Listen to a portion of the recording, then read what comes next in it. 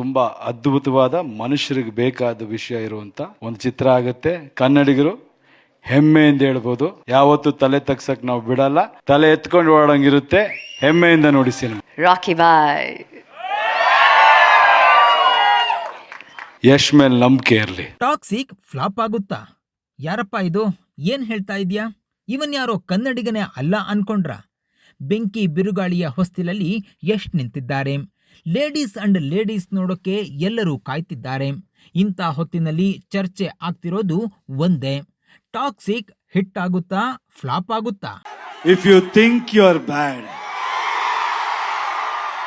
I am your dad. KGF chapter 1, chapter 2 ಗೆದ್ದ credit Prashant ನೀಲ್ಗೆ ಹೋಗುತ್ತೆ. ಆದರೆ ಟಾಕ್ಸಿಕ್ ಗೆದ್ರೆ ಯಶ್ನ ಟಚ್ ಮಾಡೋಕು ಆಗಲ್ಲ. ಇದೇ ಕಾರಣಕ್ಕೆ ಟಾಕ್ಸಿಕ್ ಸಿನಿಮಾ ರೆಡಿ ಮಾಡೋಕೆ 4 ವರ್ಷ ಬೇಕಾಯ್ತು. ಗೀತು ಮೋಹನ್ ದಾಸ್ಗಿಂತ ಟಾಕ್ಸಿಕ್ ಯಶ್ಗೆ ಪ್ರತಿಷ್ಠೆಯ cinema. Toxic teaser, trailer, release date ಎಲ್ಲದರಲ್ಲೂ ಯಶ್ ಮಾಡಿದ್ದೇ ಶಾಸನ. ಎಲ್ಲರೂ ನನ್ನ ಅನುಮಾನದಲ್ಲಿ ನೋಡಿದಾಗ ನನ್ನೇ ನಂಬಿ ಅವಕಾಶ ಕೊಟ್ಟಿದ್ದಕ್ಕೆ ಅವರಿಗೆ ಹೃದಯಪೂರ್ವಕ ಧನ್ಯವಾದ ತಿಳಿಸ್ತೀನಿ. ಈಗ ನೇರ ವಿಷಯಕ್ಕೆ ಬರೋಣ. ಟಾಕ್ಸಿಕ್ ಸಿನಿಮಾಗೆ ಎ ಸರ್ಟಿಫಿಕೇಟ್ ಸಿಕ್ಕಿದೆ. ಈ ಸರ್ಟಿಫಿಕೇಟ್ ಅನ್ನ ಸೂಕ್ಷ್ಮವಾಗಿ ನೋಡಬೇಕು. ಈ ಸಿನಿಮಾ ವಯಸ್ಕರಿಗೆ ಮಾತ್ರ, ರಿಸ್ಟ್ರಿಕ್ಟೆಡ್ ಟು ಅಡಲ್ಟ್ಸ್ ಓನ್ಲಿ ಅಂತ ಸ್ಪಷ್ಟವಾಗಿ ಹಾಕಲಾಗಿದೆ. ಯಾವುದೇ ಡೈಲಾಗ್ಸ್, ವಯಸ್ಕರ ಸೀನ್ಗಳಿಗೆ ಕತ್ತರಿ ಬಿದ್ದಿಲ್ಲ. ರನ್ ಟೈಮ್ 194 ನಿಮಿಷ 12 ಸೆಕೆಂಡ್, ಅಂದ್ರೆ 3 ಗಂಟೆ 14 ನಿಮಿಷ 12 ಸೆಕೆಂಡ್ ಮಾತ್ರ. 3 ಗಂಟೆ 14 ನಿಮಿಷ ಇದೆ ಬಹಳ ಇಂಪಾರ್ಟೆಂಟ್. 2.5 ಗಂಟೆ ಪ್ರೇಕ್ಷಕರನ್ನ ಥಿಯೇಟರ್ ಒಳಗೆ ಹಿಡಿಯೋದೇ ಕಷ್ಟ.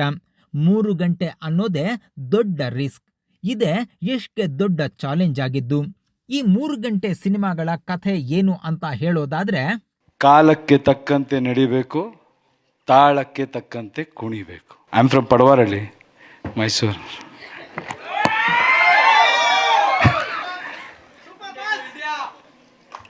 You know my English before ya. Dhurandhar 3 ಗಂಟೆ 49 ನಿಮಿಷ, ಲಗಾನ್ 3 ಗಂಟೆ 44 ನಿಮಿಷ, ಅನಿಮಲ್ 3 ಗಂಟೆ 21 ನಿಮಿಷ, ಪುಷ್ಪ ಪಾರ್ಟ್ 2 3 ಗಂಟೆ 20 ನಿಮಿಷ, ಕನ್ನಡದ ಹೆಮ್ಮೆಯ ಕವಿರತ್ನ ಕಾಳಿದಾಸ 3 ಗಂಟೆ 9 ನಿಮಿಷ ಇರೋ ಸೂಪರ್ ಹಿಟ್ ಸಿನಿಮಾ. ಈಗ ನೀವೇ ಹೇಳಿ, ಟಾಕ್ಸಿಕ್ ಸಿನಿಮಾ ಫ್ಲಾಪ್ ಆಗುತ್ತಾ? ನೋ ವೇ, ಚಾನ್ಸೇ ಇಲ್ಲ.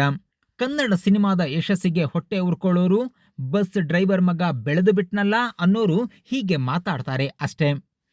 ಯಶ್ ಈ ಸಕ್ಸಸ್ ಬಗ್ಗೆ ನೀವೇನಂತೀರಾ? ಒಬ್ಬೊಬ್ಬರಾಗೆ ಕಾಮೆಂಟ್ ಮಾಡಿ ಅಣ್ತಮಾಸ್. ಕನ್ನಡದ ಟಾಕ್ಸಿಕ್ ಹಿಟ್ ಆಗೇ ಆಗುತ್ತೆ ಅನ್ನೋ ನಂಬಿಕೆಯಿಂದ ಈ ವಿಡಿಯೋ ಮಾಡಿರೋದು. ಫ್ಲಾಪ್ ಆಗ್ಲಿ ಅಂತ ಬಯಸೋರಿಗೆ ನಿಮ್ಮ ಉತ್ತರ ಏನು? ಬೇಗ ಬೇಗ ಕಾಮೆಂಟ್ ಮಾಡಿ ತಿಳಿಸಿ.